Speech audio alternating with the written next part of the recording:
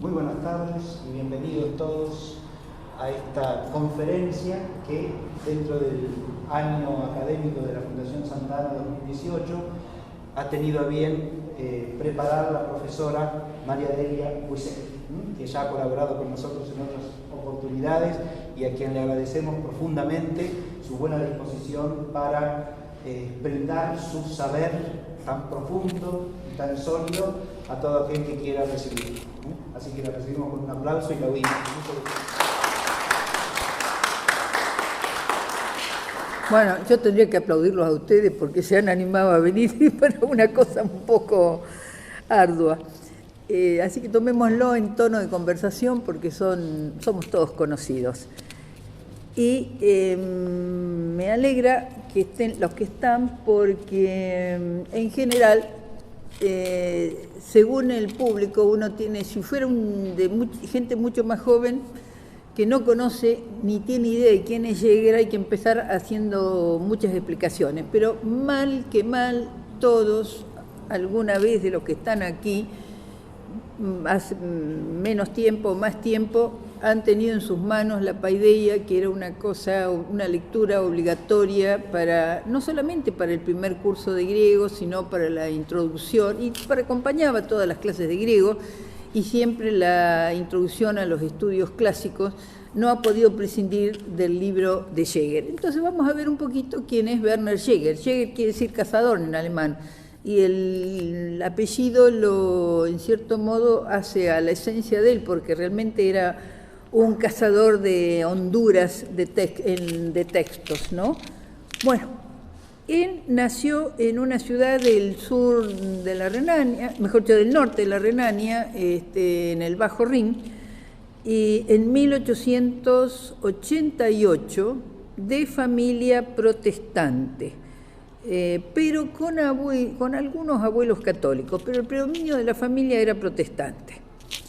El padre era comerciante textil y se mudó más de una vez de ciudad, y en una de esas fueron a parar a Kempen, que era otra población un poquito más grande, que era donde había nacido Tomás de Kempis, y tenía un gymnasium, es decir, un colegio secundario católico, y él hizo todo el secundario allí, y se impregnó de la lectura de Kempis, cosa que va a recordar en la fotocopia esta, un libro posterior importante que él tiene pequeño, es Teología y Humanismo,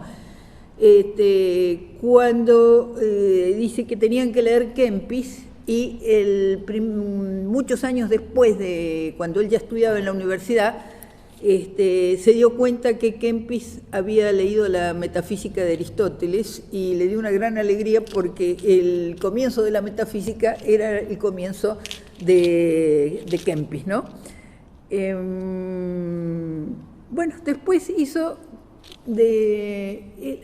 nosotros no tenemos idea de lo que era un colegio secundario en ese entonces. Los gimnasios tenían, fíjense, clase de lunes a sábado, ¿no? Como antiguamente acá.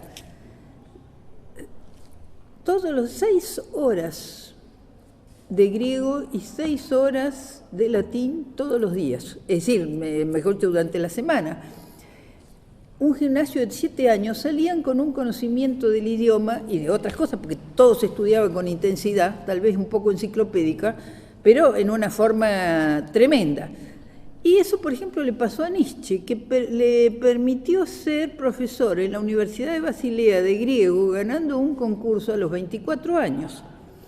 Y nada menos que el primer puesto que tuvo Jäger una vez que se doctoró fue a la Universidad de Basilea, a la cátedra que había tenido Nietzsche de griego, y ahí estuvo un año. Bueno, él estudió en la Universidad de Marburgo y en la de Berlín, y se doctoró en 1911 con una tesis sobre el texto de la Metafísica de Aristóteles. Es una tesis de carácter positivista porque trataba de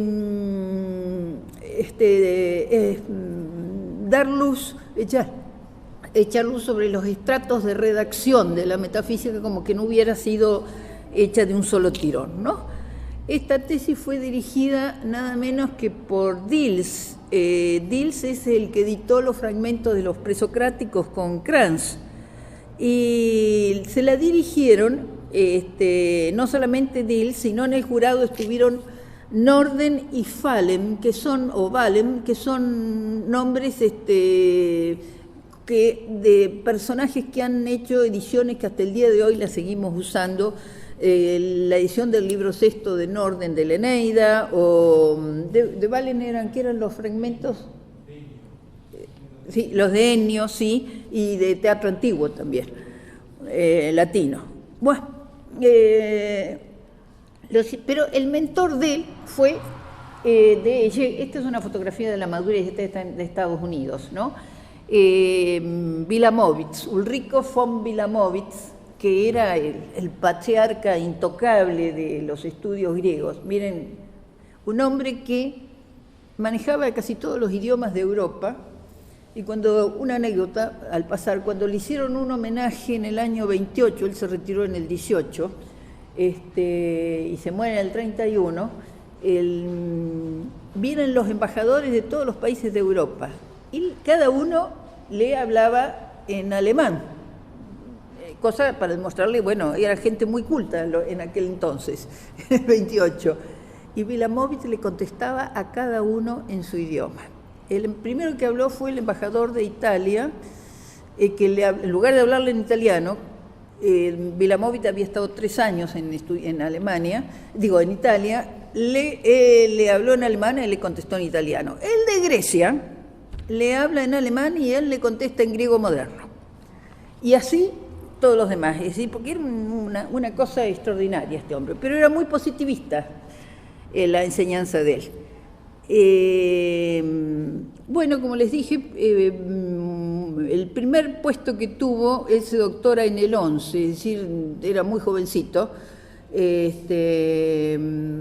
pasa a Basilea, a la cátedra que era de Nietzsche, y después está un año allí y va a Kiel, y de Kiel pasa a Berlín, y viene la guerra. La guerra trastrueca todo el esquema porque los alemanes pierden, y Wilamowitz, que además de ser el patriarca de las letras griegas y latinas, pero fundamentalmente de las griegas, tenía un grupo de alumnos selectos que le llamaba la Greca, que creo que lo tenés ahí, ¿no? Sí. Que se reunían los sábados, comían, tomaban cerveza y todo. Pero para que vean el carácter enciclopédico de la reunión de la Greca, no se interpretaban los textos, no se iba a fondo, sino era la edición crítica, la crítica textual. Entonces es una cosa medio desecante, pero ha sido necesaria que se haga, que fuese hecha, y nosotros tenemos que agradecer que los textos que manejamos no nos preocupamos acá todos tienen aparato crítico, podemos elegir las lecturas, las lecciones, pero eso es obra de la escuela de Wilamowitz. No solamente de él, porque la cosa positivista se daba en otros países también, ¿no? En Inglaterra o en Francia o en Italia, pero la multiplicidad de textos y de enciclopedias que sacaron los alemanes en el siglo XIX es extraordinaria. Y Wilamowitz es la culminación, porque no es el primero, es la culminación de una línea de estudios muy enciclopédica. Bueno,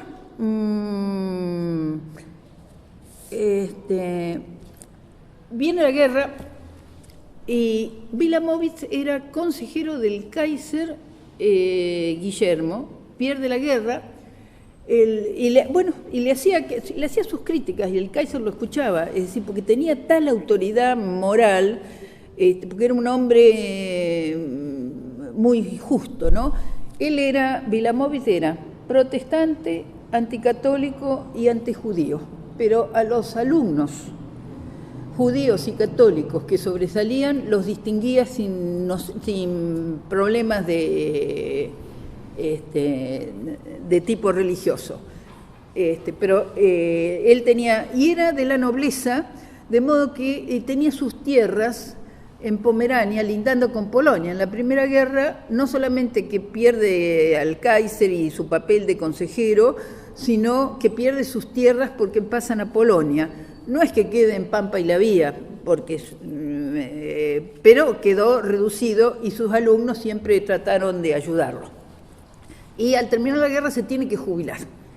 Y entonces se jubila y los reúne a todos los de la Greca, los que hemos visto recién, entre los cuales su alumno más brillante siempre ha sido Jäger. Hay varios que son alumnos brillantes de él, pero uno es Jäger, el más... y les da un trabajo para continuar a cada alumno de crítica textual.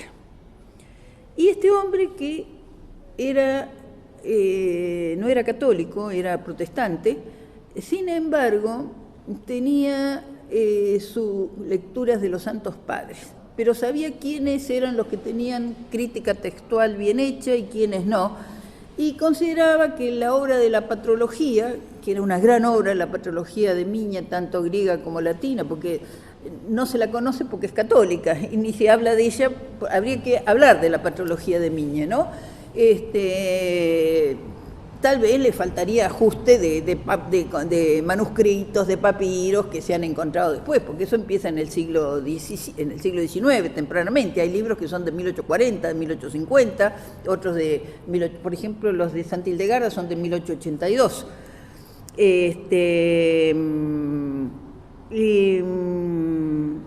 Le da un texto, un autor que le falte la edición bien hecha de crítica textual a cada alumno. Y a Jäger le da San Gregorio de Niza. Y San Gregorio de Niza le cambió la vida a Jäger. Y por eso estamos hablando del itinerario espiritual e intelectual de él. Porque cuando vio Jäger lo que era San Gregorio, debe haberse agarrado la cabeza, más de 150 obras. Sí, con la única edición de la patrología griega. Entonces empezó a formar un equipo y sacó en el año 21 y 22 la refutación a Eunomio, que Eunomio era un arriano. Es uno de los libros del montón de San Gregorio de Niza, pero eso fue lo primero que hizo. Y formó un equipo que lo mantuvo toda la vida de él. El equipo sigue funcionando porque San Gregorio no ha sido terminado de editar. Y lo está editando la editorial Brill de Leiden con toda gente hay gente nueva y hay gente que puso todavía él. Algunos son conocidos nuestros, de Musurillo y otros, pero muy pocos, porque hay mucha gente nueva que se ha ido renovando. Y la editorial esta de Leiden, de ahí de Holanda, de Brill, ha sacado una bibliografía inmensa y estudios bibliográficos de toda esta gente, de modo que para ver algo de San Gregorio de Niza hay que acudir a ellos, ¿no? Bueno,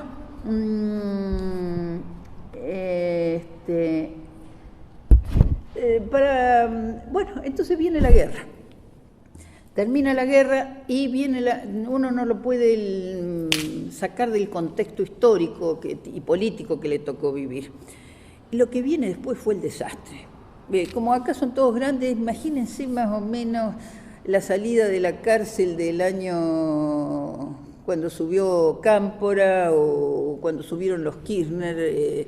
Eso fue la República de Weimar del 18 al 31, la anarquía, los más moderados eran los socialistas, quemaban cosas, rompían, fue un desastre.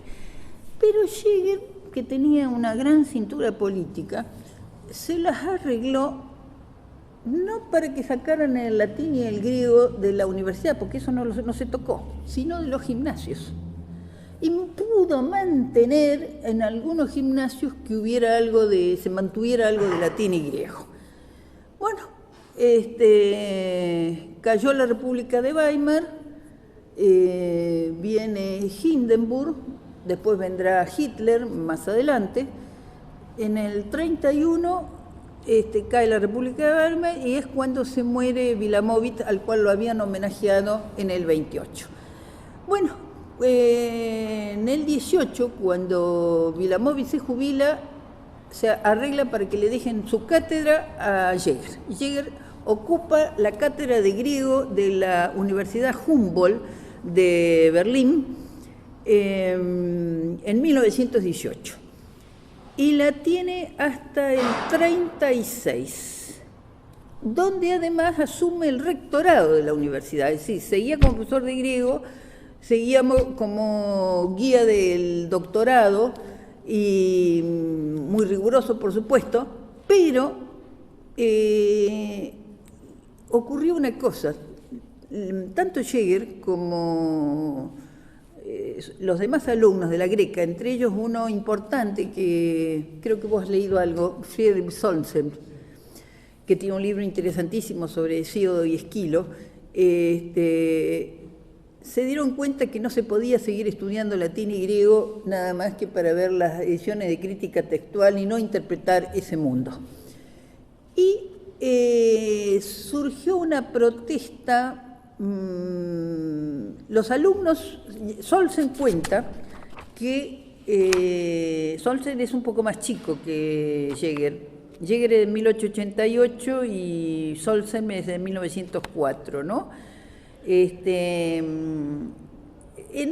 Después de la Primera Guerra, en la posguerra, en medio de la catástrofe, es su generación, la de alumnos de Wilamowitz, reflexionó sobre el sentido de la existencia y de las causas reales de la crisis, y no encontró en el maestro, ni en los maestros de la época, que eran compañeros de todos estos primeros que hemos nombrado, grandes textualistas, una respuesta que justificara la razón de esos estudios de intenso enciclopedismo que se deterioraron y debilitaron muchísimo, pero su tradición no se perdió. Bueno, Jäger escribe en ese entonces, después de la tesis doctoral del 11, un segundo libro sobre Aristóteles, ya con un criterio más generativo, digamos, y cronológico, de estudiarlo por época. Vos lo conocéis, lo tenés, está traducido, ¿no es cierto?, el libro, sí. Y la traducción, él elogió la traducción castellana, y porque se la dieron a arreglar, porque se manejaba bien con el español, por lo menos, no sé si lo hablaría, pero... Y entonces él dice que la traducción española y el prólogo de... No, sí, es Gauss, no me acuerdo quién es, sí. Es mejor que la traducción inglesa. Y el prólogo también, eso lo dice el mismo Jäger. Bueno, también tiene un Demóstenes, pero hay algo que ellos, no solamente Jäger, sino estos profesores de letras que estaban con él, o doctores en letras, en filosofía, en ciencias sociales, en historia, en educación, por ejemplo, Eduard Spranger, y con un conocimiento de la cultura griega extraordinario, pero ellos lo que quieren, y Jäger lo expresa claramente, a ver, esperen que si encuentro, no quiero ser...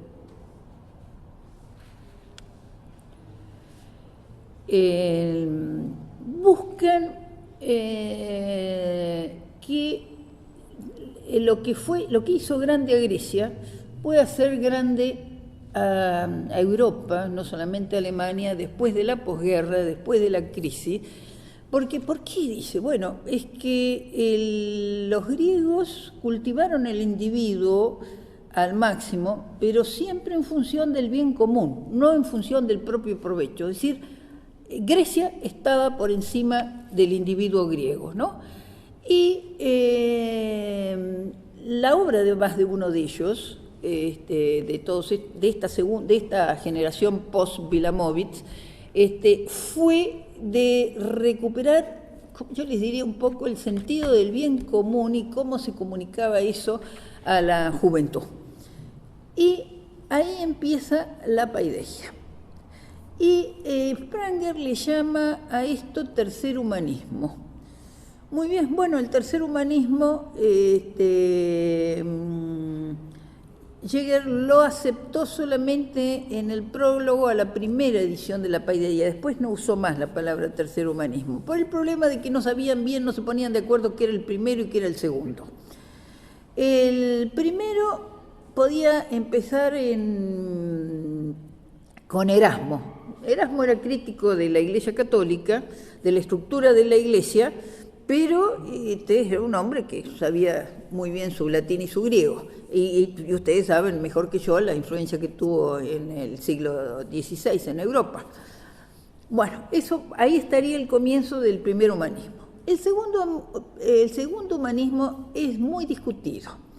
Y entonces para algunos hacen una especie de bolsa en la que entran todos, los gatos son pardos, pero empiezan en el siglo XVIII con Herder, con Lessing, siguen en el XIX con Goethe, con Schiller, con Fichte, con Schelling, con Winckelmann, con Hegel, que son cada uno un mundo distinto. Y entonces tomar a todos esos como paradigmas de una sola, lo único que puedo decir que tenían un gran amor a Grecia, pero la visión de cada uno de ellos era muy distinta, sobre todo de los del siglo XVIII respecto de un Hölderlin o de un Goethe o de un Schiller y del mismo Hegel, ¿no? Sí, todas eran particularidades, así que él no quiso seguir hablando de tercer humanismo porque no se ponían de acuerdo sobre lo que podía haber sido el segundo, ¿no? En el caso de la generación de Jäger y sus colegas, se trata de reconsiderar el helenismo en su totalidad, haciendo un intento capaz de reconciliar el cientificismo moderno con un principio de vocación educativa, es decir, vincular otra vez la fuente griega con su potencial formativo del hombre en su relación con la polis. Y no sé si ustedes se acuerdan el título de la Paideia, dice los ideales de la cultura griega. En realidad el texto en alemán dice los ideales de la formación la formación del hombre griego. El alemán tiene dos palabritas para una bien sajona, Bildung, pero él no la usa Formum, que es más bien de origen greco-latino, y la Formum del hombre griego, es decir, que ya en la elección de la palabra ya indica algo, es un sinónimo, pero formación del hombre griego.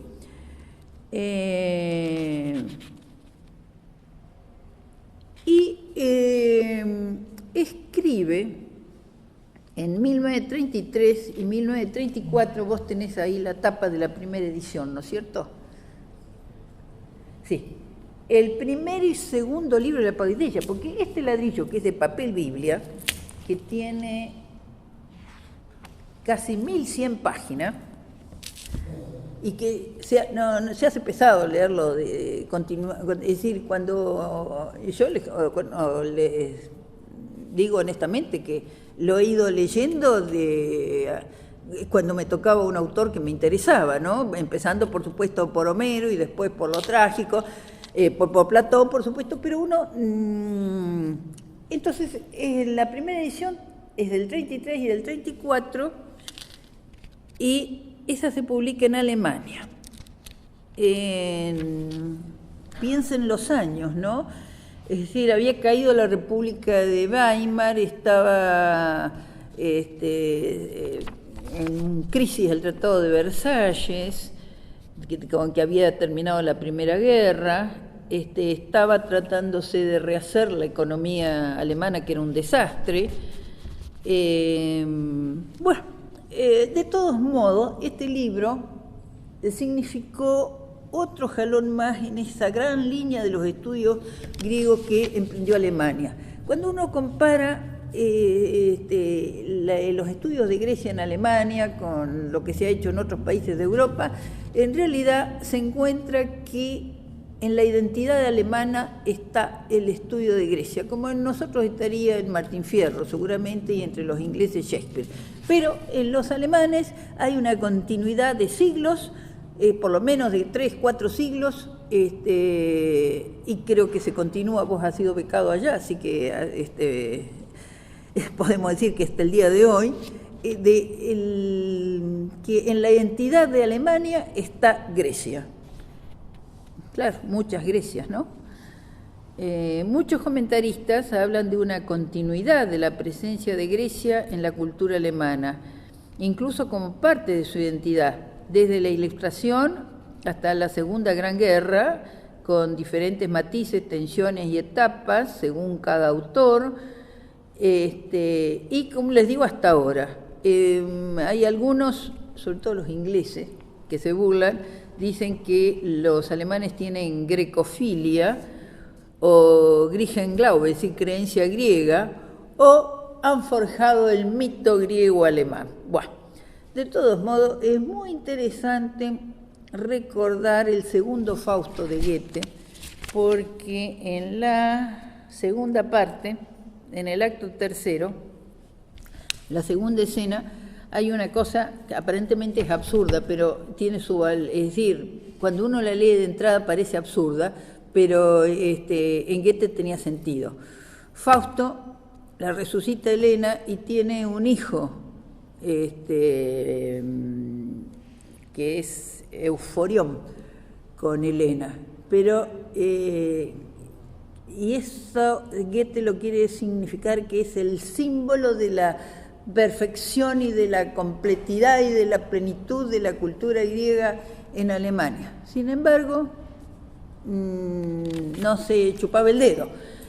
Y Euforión era un poco excesivamente vivaz y caprichoso y se cae al mar y se va ahogando, y la madre Helena se tira al mar también en el Fausto, en esta ficción que hace Fausto, ¿no? Que hace Goethe, y desaparecen. Bueno, entonces uno se pone a pensar y en realidad es el resultado de una perfección helénica sin cristianismo.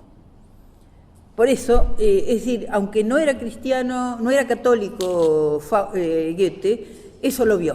Y la caída de Euforión y de Helena al mar es muy significativa y es en cierto modo profética de lo que pasó en la Primera Guerra con ese enciclopedismo brutal, digamos, que era casi imposible de sostener, salvo en gente que estaba en un grado de dedicación absoluta y que sacrificaba hasta la familia para eso, ¿no? ¿Qué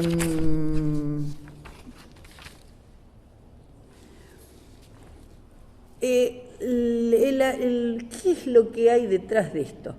Y en el caso de Jäger, es que Jäger se da cuenta que en el cristianismo no puede funcionar la cultura griega ni la cultura europea desconociendo esa simbiosis, y sobre todo Alemania. Alemania no puede ser sin una Grecia que ha sido asumida por el cristianismo. Y la Paideia tiene 4 libros, como les digo. Los 2 primeros son estos que se editaron en 33 y 34 en Alemania, pero la situación de Jäger hizo que en un momento dado él después de toda su carrera brillante en Alemania, que culminó como rector de la Universidad Humboldt durante varios años, con un rectorado impecable, creó 2 revistas, una que quiso ser de antigüedad clásica y arte, y esa funcionó 3 o 4 años, y la otra es, ¿cómo se llama la que tiene crítica textual, que sigue saliendo? No, Filólogos no, otra. Ahora, después ya me voy a acordar.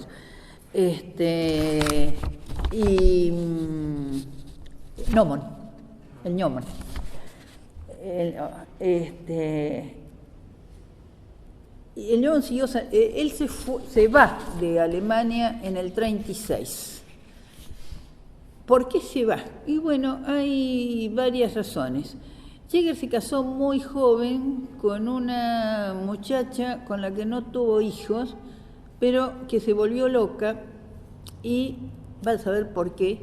Y él la internó en un psiquiátrico, y pasó el tiempo y se enamoró de una alumna judía, Ruth Heinz, con la que tuvo un hijo, pero no he podido encontrar ningún dato del hijo, qué ha pasado con el hijo de él. Y yo no sé si es porque la esposa era judía o porque se le achacó a Jäger algunas, eso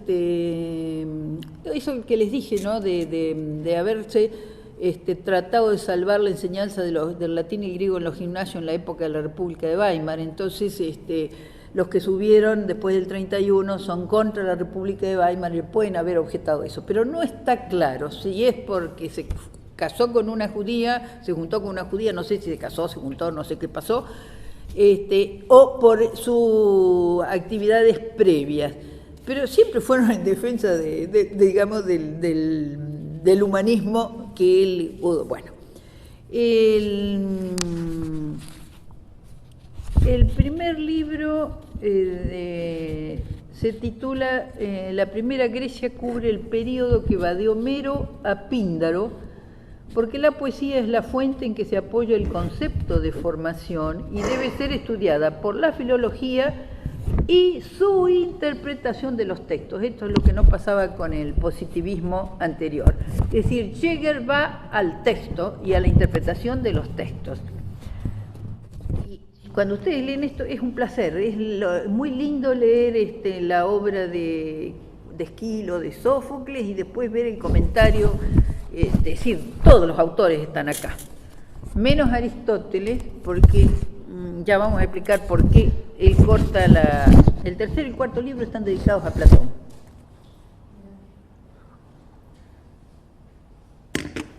Entonces, el primer libro, de Homero a Píndaro, la poesía, grosso modo; el segundo, los trágicos y Demóstenes, y pasan 10 años. Bueno, es muy interesante, otra cosa que pasó acá. Lo hago como un excurso, porque a lo mejor algunos de ustedes, y vos, César, creo que lo conociste personalmente, a Schlesinger.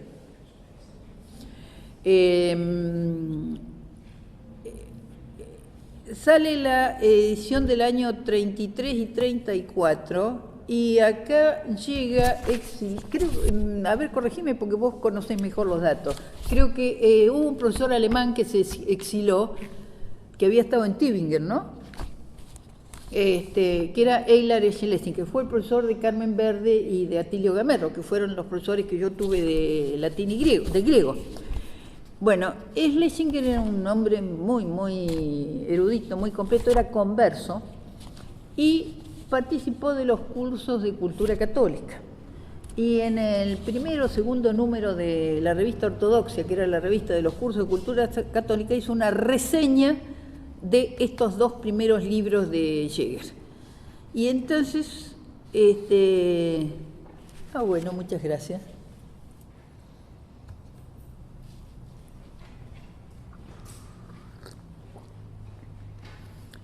Él atisba que hay que cambiar el orden de los estudios, digamos, la línea de la cultura griega, y entonces se da cuenta de que estos dos libros son otra cosa. Pero él no hay después comentario, yo no he encontrado ningún comentario de cuando sale el tercer y cuarto libro de la Paideia. No sé si vos me podés agregar algo más a esto de Schlesinger, porque vos lo conociste personalmente. ¿Cómo? A Schlesinger. Sí. Pues estuvo acá de profesor y después se fue a Buenos Aires con un full time, y después se fue a Alemania y se murió en un accidente allá.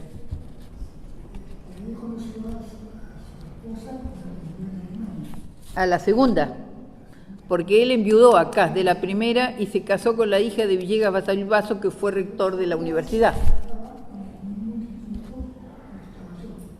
Ella también hacía.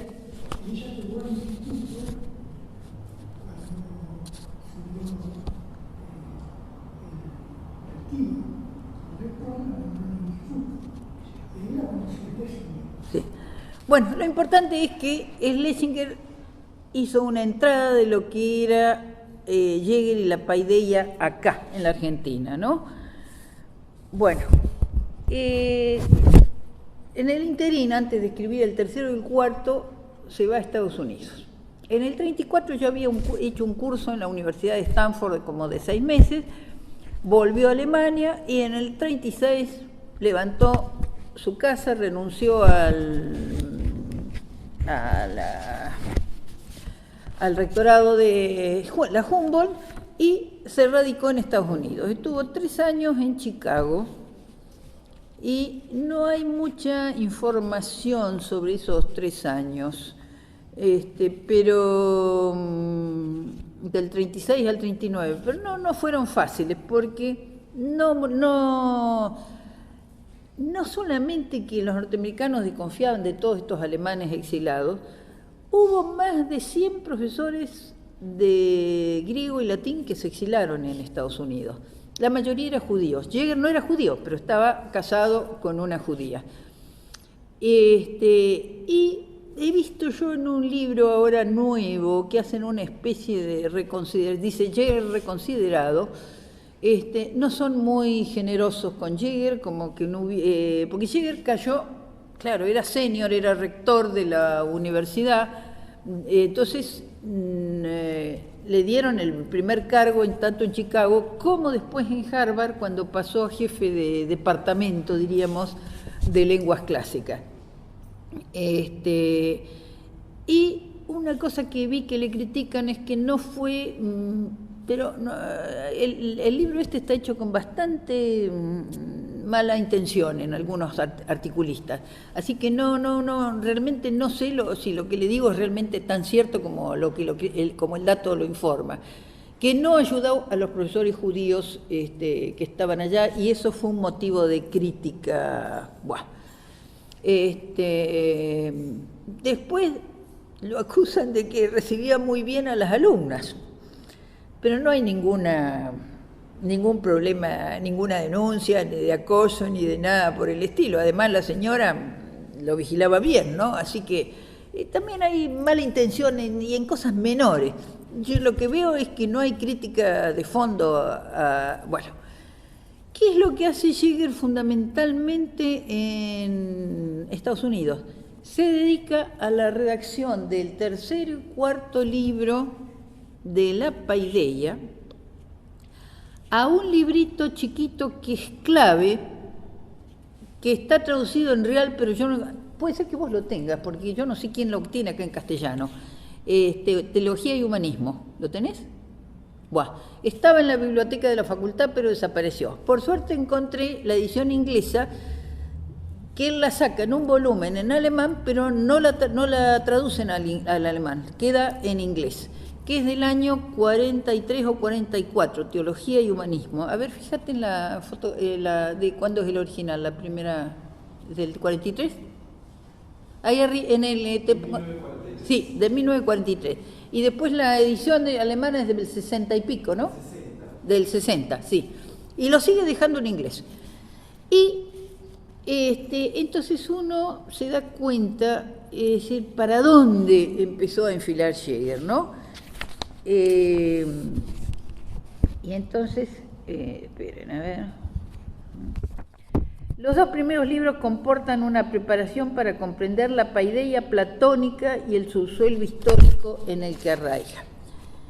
El tercero, fíjense ya el título, En busca del centro divino. Eso lo va a encontrar en Platón. El libro tercero y el libro cuarto están dedicados a Platón y a su obra. El tercero, hasta la República, y el cuarto está dedicado a los libros que van del Fedro hasta las leyes, la inclusión de Jenofonte y Demóstenes, etc., ¿no?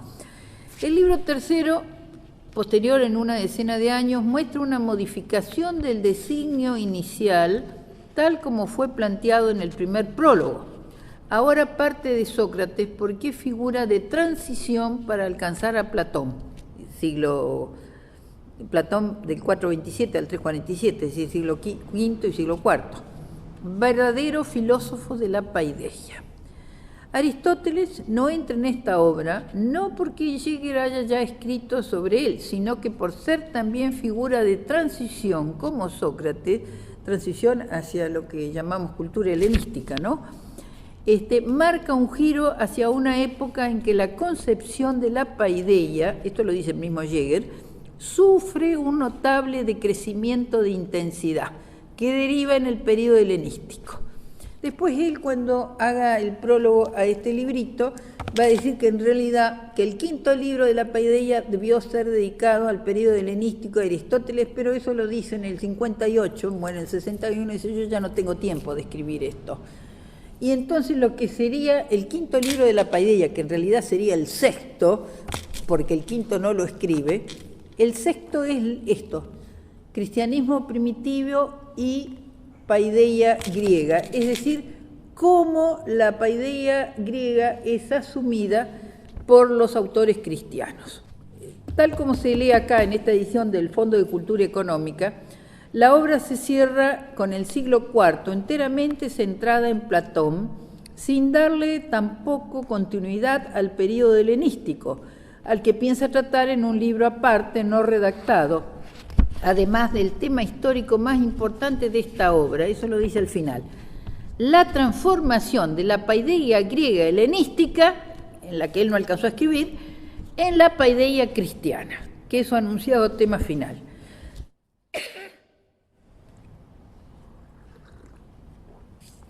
Estos dos libros, el tercero y el cuarto, están polarizados por la idea del bien como principio absoluto que reside en las leyes e identificará con Dios, al que le imprime el concepto de medida sin medida. Dios es la medida sin medida. Y si ustedes se acuerdan un poquito, uno de los libros donde critica a los sofistas, el Protágoras era un personaje sofista, protagonista de un diálogo, que dice esa célebre frase que el hombre es la medida de todas las cosas. Bueno, parece que es lo que se dice ahora, ¿no? Pero para llegar del Protágoras a las leyes, bueno, en las leyes Dios es la medida sin medida. Dios, porque Dios es la medida de todas las cosas, no el hombre, lo dice él ahí, lo dice Platón, porque es el sumo bien, y esto alberga en sí el supremo paradigma del arete, o sea, de la virtud, que ya no se trata del modelo virtuoso heroico brindado por los poetas. En la República es algo más. En la República el bien divino es el paradigma por antonomasia, y trasegarlo a la educación del gobernante y de los miembros de la polis es la tarea de la paideia, porque el bien supremo es la causa de todo lo que en el mundo es justo y bello. Bueno, pero cuando uno lee el Humanismo y Teología, porque uno se pregunta cuando lee esto, y bueno, ¿y qué pasa con el cristianismo? Es decir, no hay referencias así importantes al cristianismo. Pero en Humanismo y Teología él da una clave, y es que después la completa en este librito, que es, los dos libritos estos son chicos, este es una maravilla, pero esta es una super maravilla, y esa otra fotocopia, ¿no? La clave es lo que en el fondo él ha estado estudiando San Gregorio de Niza, porque mientras tanto ha ido editando algunos, no edita más que en su vida, yo creo que 6 libros de los 150 yo digo 150, más o menos un número así muy grande, de libros de San Gregorio, ¿no? Con un cuidado, una precisión, una pulcritud y además un cariño extraordinario, porque se enamoró de San Gregorio de Niza y San Gregorio de Niza le cambió la vida, ¿no? Humanismo y Teología del 43 comenzó siendo una conferencia, porque él lo invitaban a dar una conferencia sobre un tema. Acá lo invitan a hablar de Santo Tomás en la Sociedad Tomista de Milwaukee. Aristotélica, de la Sociedad Aristotélica, y lo invitan a hablar de Santo Tomás. Entonces él dice que no puede hablar ni como teólogo ni como patrólogo de Santo Tomás, pero va a hablar como filólogo, y esta, que es una conferencia primera, después se hace un cursito y después se hace el libro. Y lo mismo pasa con este librito, empezó con una conferencia, después se hizo un cursito y después terminó en este librito. Y este librito, él se muere en octubre del 61, lo termina en julio del 61. Así que realmente es su última palabra, y es una hermosa palabra, ¿no? Y entonces dice que va a tomar el problema histórico del teocentrismo en Santo Tomás y su relación al ideal de cultura griega y a la tradición clásica en la cual se funda todo verdadero humanismo. Y lo hace con indiscutible autoridad y respetuoso acercamiento. Cuando uno ve cómo empieza a citar a Santo Tomás, si nada más que hablaba como filólogo, mejor nos callemos la boca, ¿no? El punto de partida debe ser el concepto de naturaleza humana. Esta, para los helenos, es racional. Herencia, no confundir con racionalismo, ¿no? Herencia griega que asume el doctor Angélico porque su pensamiento metódicamente racionalizado adhiere al concepto clásico de naturaleza humana como la de un ser racional. Ya sabíamos lo que Aristóteles había dicho, que es un viviente racional. No traduzcamos animal porque es equívoco en castellano. Ánima quiere decir lo que da vida, ¿no? Considera zoom, el verbo zoao es vivir, así que zoom politikon es el viviente que es capaz de vivir en la polis, en la ciudad, no aislado. Considera los sistemas de los dos más grandes pensadores cristianos, San Agustín y Santo Tomás, como la culminación de una nueva cultura cristiana, síntesis de platonismo y aristotelismo con la fe cristiana, porque el conocimiento de lo divino es inherente a la naturaleza humana, aunque la sobrepase. Platón y Aristóteles proclamaron una idea del hombre que incluye lo divino y muestra el modo como el hombre mortal puede participar de la vida eterna. Y tiene una cosa muy linda ahí, una cita muy linda. Recuerda un texto de Dante y de Virgilio. Él no es muy amigo tiene muy pocos escritos de autores latinos o medievales, pero ahí en Humanismo y Teología hay un párrafo muy lindo dedicado a Dante, y porque que completa esto, ¿no? No hay noción de hombre si no se incluye lo divino, y muestra cómo el hombre mortal puede participar de la vida eterna. Ya había Cicerón abunda en textos de ese tipo que son importantes, pero también hay uno famoso que ustedes conocen, de Terencio, que dice: soy hombre y nada de lo humano me es ajeno. Todo el mundo lo repite, y lo repiten cercenando la interpretación del texto, es decir, nada de lo humano, como si lo humano fuera lo puramente humano sin la posibilidad de apertura a lo divino. No, lo que soy hombre y nada de lo humano me es ajeno, más para un romano como era Terencio, significaba que el hombre era hombre en la medida que se abría a la recepción de lo divino. Bueno, Jäger no recuerda ese texto, recuerda el texto de Dante, cuando en el canto 15 del infierno, Dante se encuentra, el canto 15 del infierno es el canto donde Dante pone a los sodomitas, ¿no? Ahora, homófobo por Dante. Y se encuentra con su maestro, el maestro que le enseñó humanidades, Brunetto Latini, que tiene un libro que se llama El libro del tesoro, y que mismo Brunetto, en el encuentro que tienen del alma con Dante, le pide que siga difundiendo el tesoro, porque realmente el tesoro es una fuente de verdadero saber del hombre. El tesoro de Brunetto está basado en la ética nicomaquea, en la ética nicómaco de Aristóteles. Y lo que yo no sabía era que en la época del Renacimiento, el texto de Dante es mal interpretado por los renacentistas.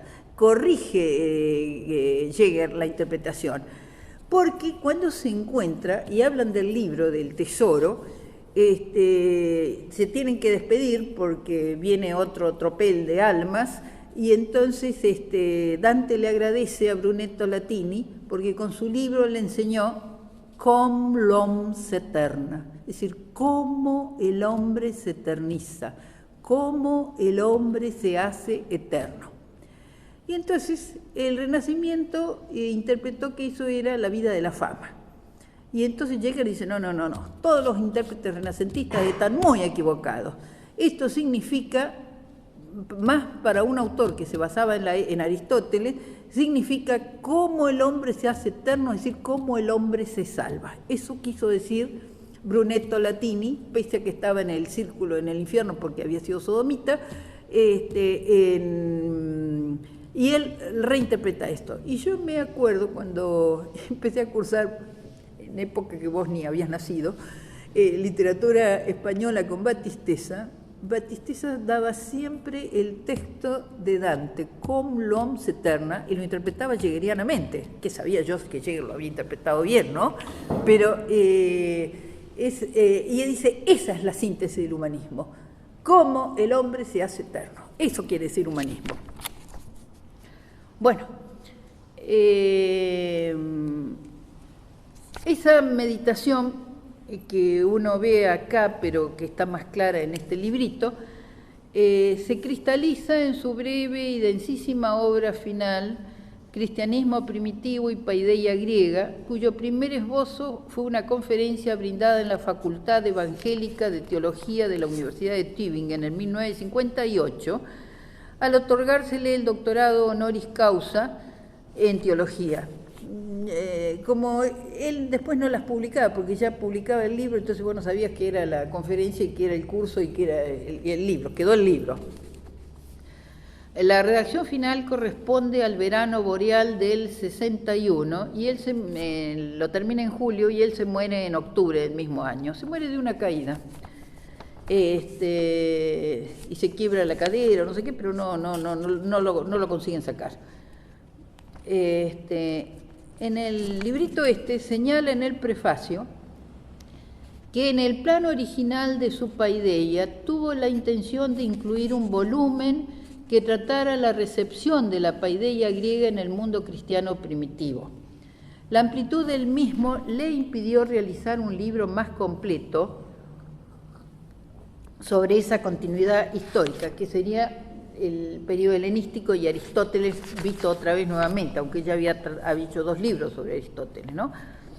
Añade en 1961 que los estudios sobre los primeros tiempos cristianos, y eso está en el prólogo, ¿no?, han recibido un gran impulso por el descubrimiento de los rollos de Qumran y el corpus gnóstico de Nag Hammadi en el Alto Egipto.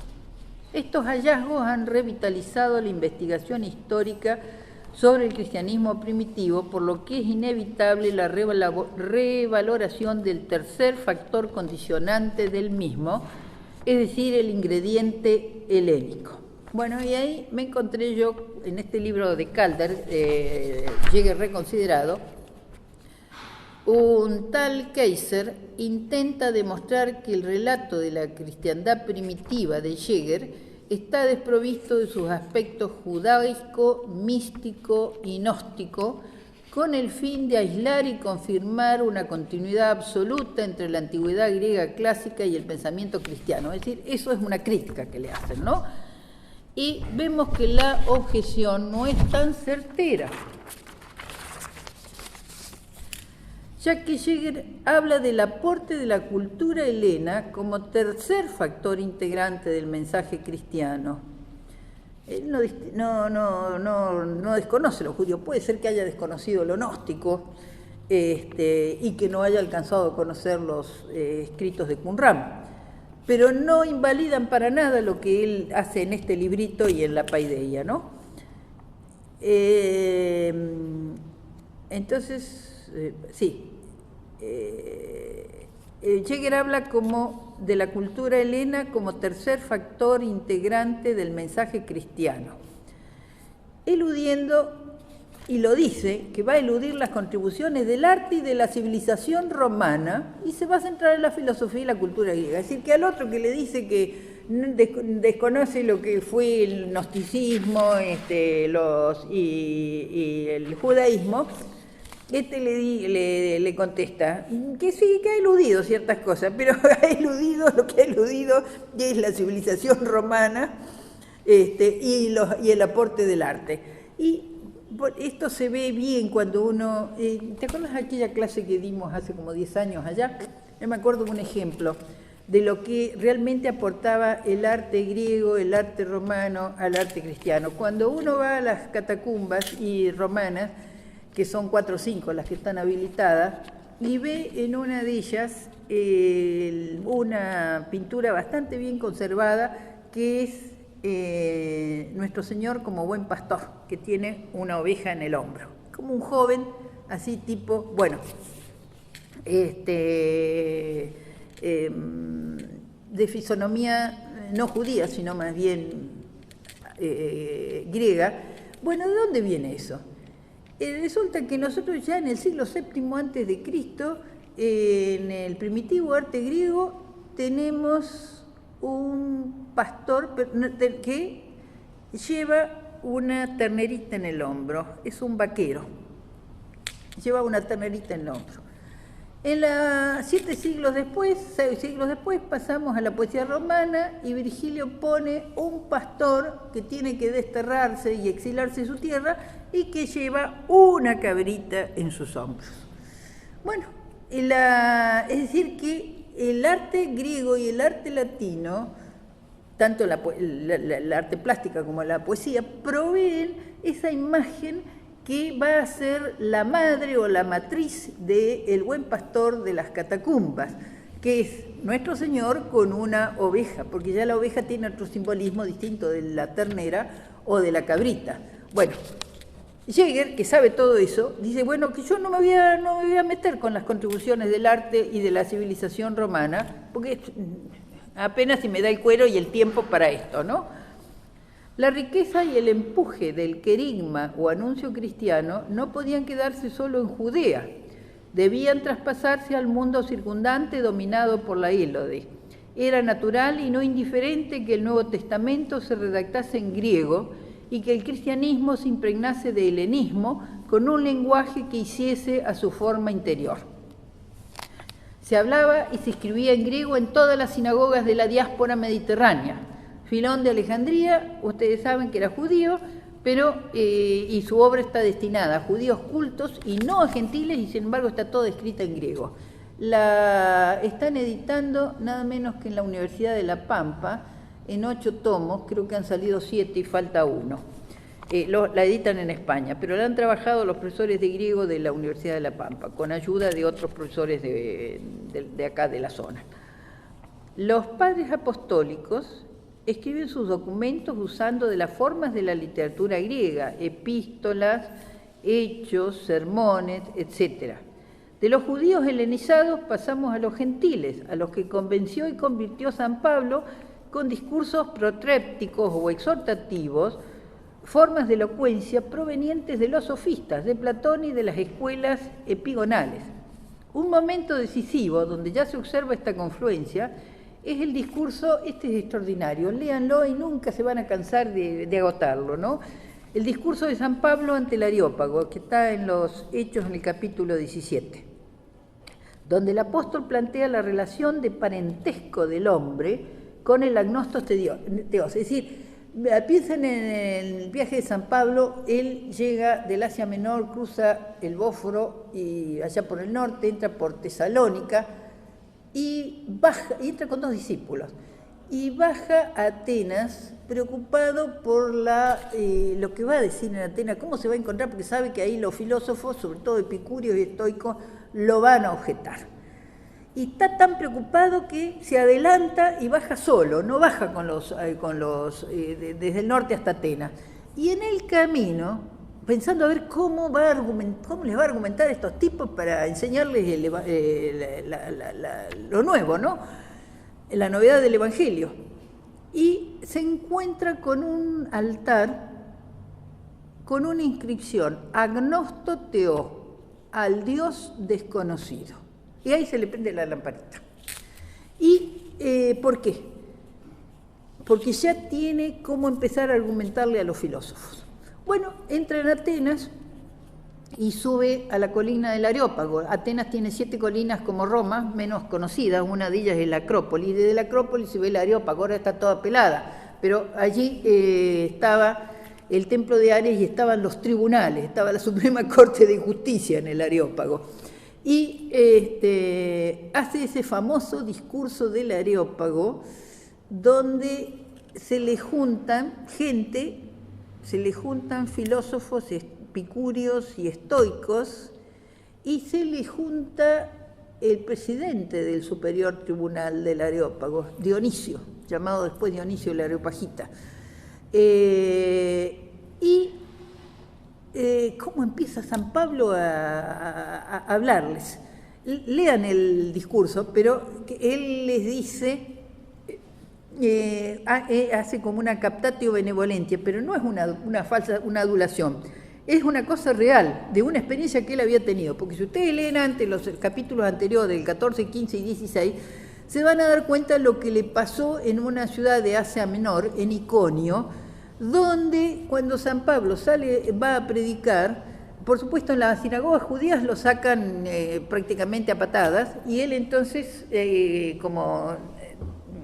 cuando salía, daba un sacudón de tierra con el talón hacia atrás, y eso significaba, bueno, con esto no tengo nada que hacer, no vuelvo más. Bueno, pero en Iconio le pasa que predica y se aparece el sacerdote de Zeus. Cuando se anoticia de la predicación, él estaba con Bernabé. Bernabé era alto, grandote, y San Pablo era más chico y era el que hablaba. Y el sacerdote de Zeus cree que se han aparecido Zeus y Hermes, que han bajado a la tierra, y le ofrece una hecatombe de toros blancos. Entonces no hay forma de convencerlo al sacerdote Zeus de que... Y le dice, no, nosotros somos hombres como ustedes, no somos ni Zeus, ni Hermes, ni nada por el estilo. Y no hay caso. Y se tienen que ir porque no nos pueden convencer de que no son dioses. Es decir, estos se pasaron de religiosos.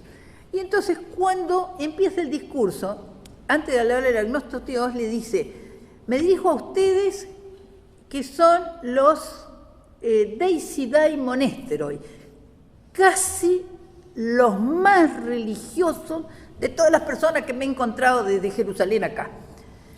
Casi los más religiosos. Claro, con esa experiencia de lo que le había pasado en Iconio no tenía más remedio que decir eso. Y veo que, como comprobación de que ellos son tan religiosos, él no cuenta lo que le pasó. Dice, veo que tenéis a la entrada de Atenas, no lo han encontrado nunca el altar ese, pero existió, este altar al Dios desconocido. Es decir, ustedes son capaces de venerar lo desconocido de la divinidad, porque Dios, como es, dice Platón, la medida sin medida, y la medida de todas las cosas, y el hombre no lo puede abarcar porque Dios es infinito y el hombre es finito, los griegos se daban cuenta que había mucho en la divinidad que ellos no podían entender, pero que había que honrar.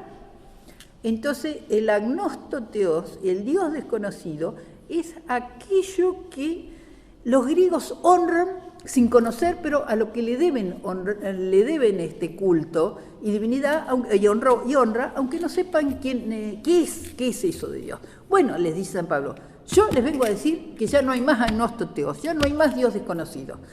Ahora Dios ha nacido, claro, se ha hecho hombre, muy bien, se ha hecho hombre, claro.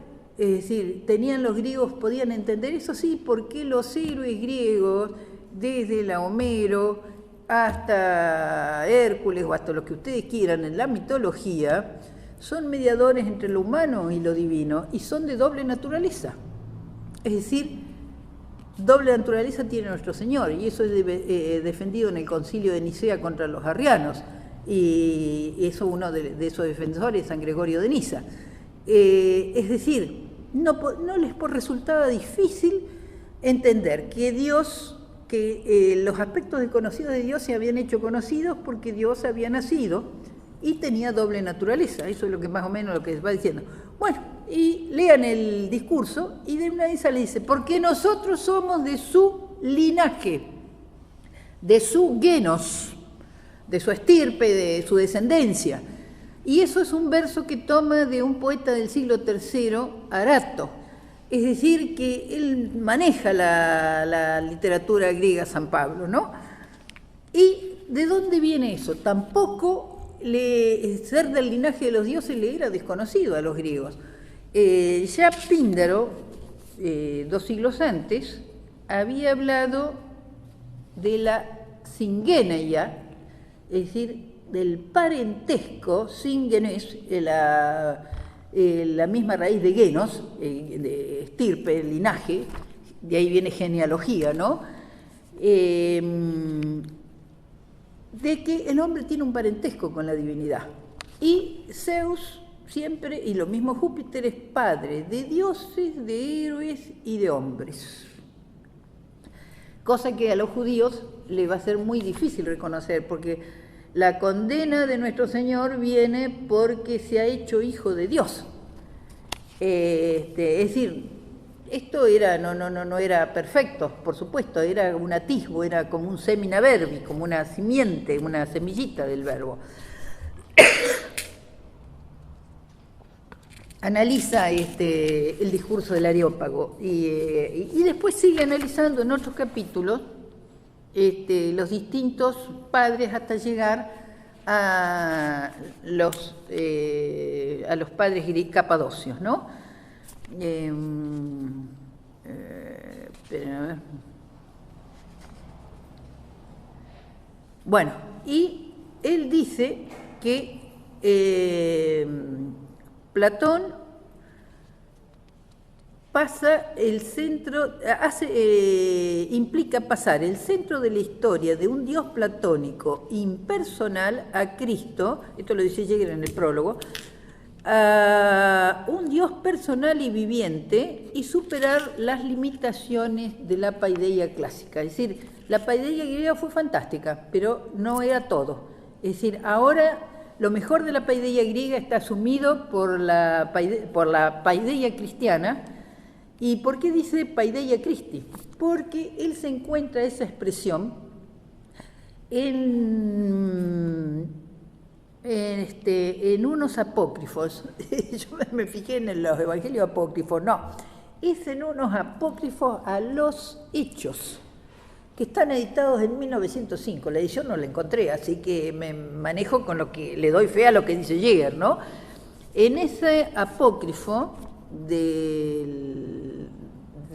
a los hechos, él encuentra la expresión Paideia Christi y la pone en la boca del apóstol Felipe, al cual le pasa algo parecido. El texto dice que en Grecia también se encuentra en una discusión con filósofos, entonces como ya ha venido el cristianismo en forma más clara y es posterior, Felipe los convence a los filósofos hablando de Paideia Christi.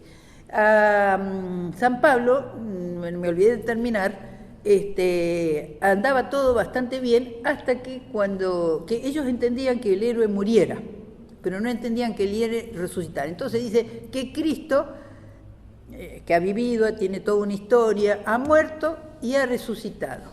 Ha resucitado. El mito de resurrección para los griegos lo tenían, pero no era una cosa en la cual les fuera muy convincente. Eso es para hablar de la cuestión de la resurrección en los griegos en otra clase.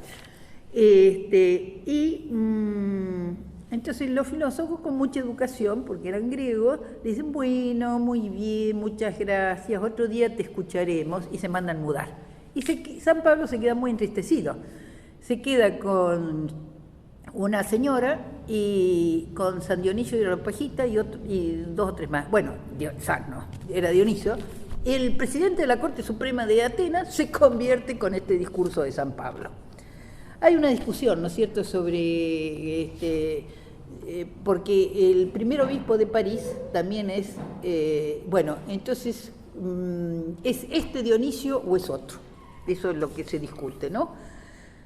Bueno, entonces el concepto de singeneia de parentesco con el discurso de San Pablo pasa a decir que somos ya del mismo genos, de la misma estirpe, por el discurso de Arato. Y después tenemos que completarlo con San Juan, el Evangelio de San Juan, que dice que nosotros tenemos ya no solamente una singeneia, tenemos una filía, una filialidad, somos hijos. Claro que no como el verbo, que es hijo por antonomasia, es hijo consustancial del Padre. Nosotros tenemos una filía por adopción. Y además, esa filía comporta la amistad. Podemos ser amigos del verbo, cosa que en los griegos ya tanto no habían llegado, ¿no? Pero esto él lo va viendo de a poco, ¿no? Bueno, después de pasar todos los primeros siglos hasta los padres capadocios, Jäger revisa cronológicamente la profundización de la paideia Christi en los padres apostólicos, en los padres apologistas, estos de escritos filosóficos polémicos por enfrentar la persecución. Pasa luego a los padres alejandrinos del siglo III, cuyas discusiones de cristianismo versus helenismo, judaísmo, neoplatonismo y otras nacientes herejías son de altísimo nivel. Vos que has escrito sobre Orígenes y todo eso, sabrás perfectamente eso, para recalar en los padres capadocios, es decir, los dos nicenos y el otro es San Basilio. Muy bien. En San Gregorio es clave el concepto de morfosis. Morfosis, fíjense, y de ahí él agarra formum y usa formum y no bildung, ¿no? Que quiere decir formación, de donde saca el título de su obra, y que nos hace meditar sobre la unidad de la misma. El logro del arete, ideal constante de Grecia, es sobrenaturalizado por el niceno con la ayuda de la gracia divina por obra del Espíritu Santo, contando con el esfuerzo humano. Por eso, cuando más se tiende al bien, mayor es el don celeste. El pensador griego practicaba la ascesis filosófica y el cristiano la contemplación de Dios para alcanzar una unión cada vez más perfecta con Dios en un proceso deificante o teósico, o dicho de otro modo, como una anábasis a lo divino. El griego iniciaba su formación con Homero y con el paso del tiempo abarcaba el corpus de toda su literatura, que era como el nomos o ley de la polis. Los capadocios aceptaban este esquema y lo completaban, porque San Gregorio hay que estudiar toda Grecia y después con el cristianismo, ¿no? Y lo completaban y coronaban con la Biblia como paideia sobrenatural, sin la cual no se daba la imitatio Christi.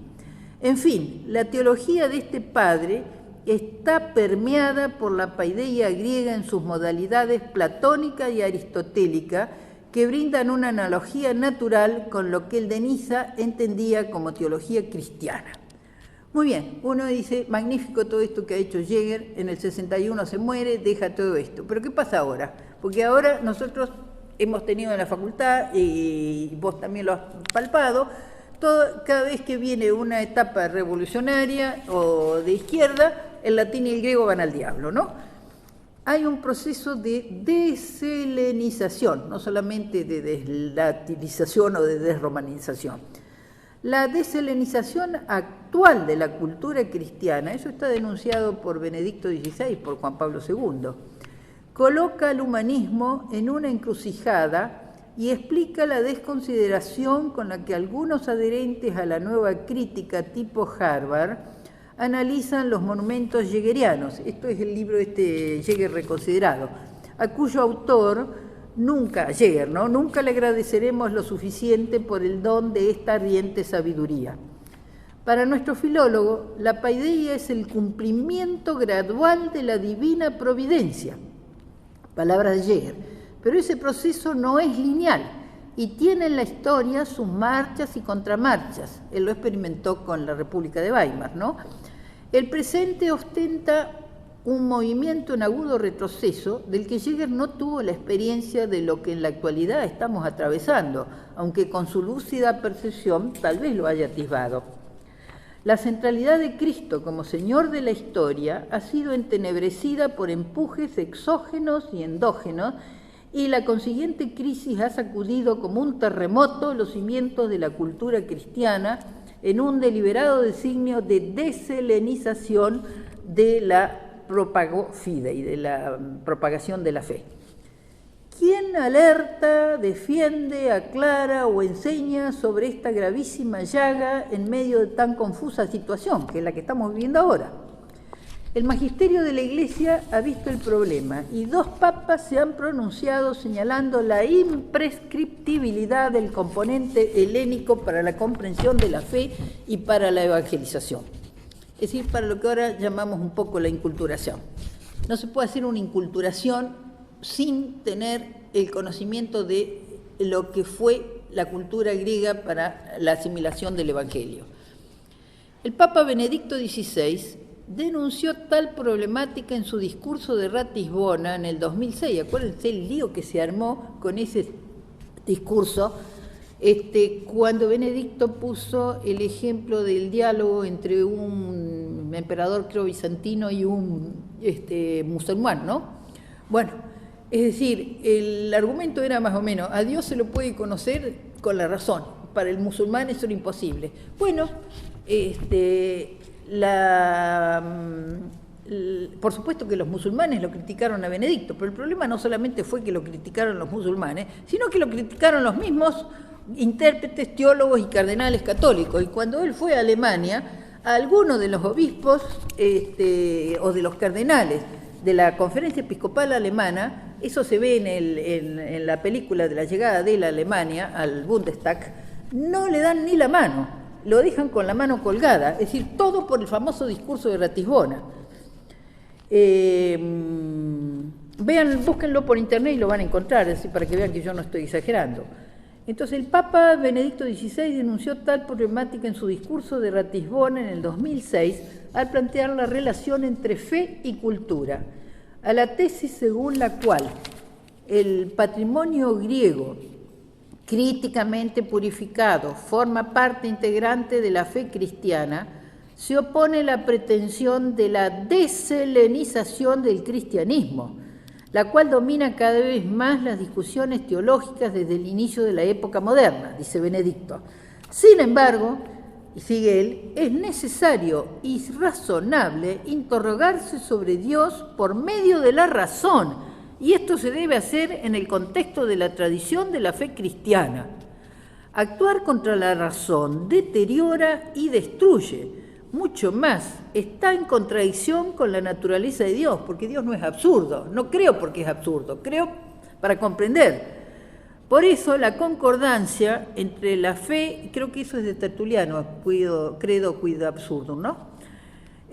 Por eso la concordancia entre la fe y la razón, sin logo en griego quiere decir con logo, es decir, con logos o razón, según Benedicto XVI, puede interpretarse como una condensación de la necesidad intrínseca de un acercamiento entre la fe bíblica y la filosofía griega.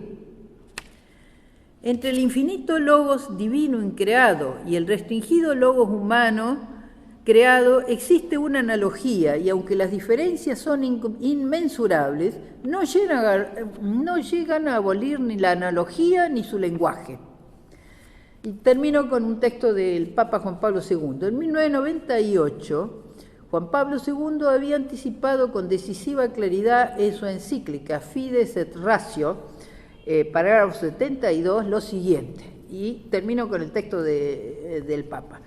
Cuando la Iglesia entra en contacto con grandes culturas, se está refiriendo a la India, China y Japón, a los que anteriormente no había llegado, no puede olvidar lo que ha adquirido en la inculturación en el pensamiento greco-latino. Es decir, no se puede hablar de inculturación sin el pensamiento greco-latino. Es decir, aunque sea para dárselo a los guaraníes o a los indios de la Amazonia.